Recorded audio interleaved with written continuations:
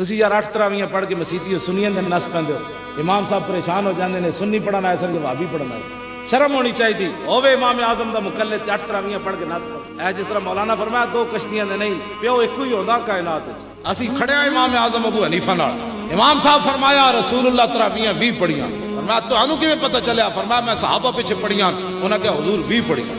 اسی اس امام دے منن والے ہیں جنہیں صحابہ پیچھے نمازاں پڑھیاں۔ امام بخاری تے 6ویں نمبر تے جا کے شاگرد امام اعظم ابو حنیفہ دے، اے تے اسی موضوع ہی کدی نہیں چھیڑیا، ساڈے نال بیٹھ کے 5 منٹ کوئی گل نہیں کر سکدا۔ اسی کوئی نکمے آ نہ مالک کتا رکھ دین تے بڑا چون کے رکھ دین۔ داتا صاحب کہندے میں امام اعظم دے پیچھے ہاتھ بن کے کھڑیا۔ پیر میرے علی شاہ فرمایا میں لوہے محفوظ دے ویکھ کے کیا امام اعظم اعلیٰ حضرت بریلوی کہندے میں پیچھے امام اعظم دے ہاتھ بن کے کھڑیا۔ 2 حدیثاں تینوں آندیاں نہیں، چونکہ وہ یہ تھا حدیث میں نے پڑھا، تینوں زیادہ آندیاں حدیثاں امام احمد رضا بریلوی کولو۔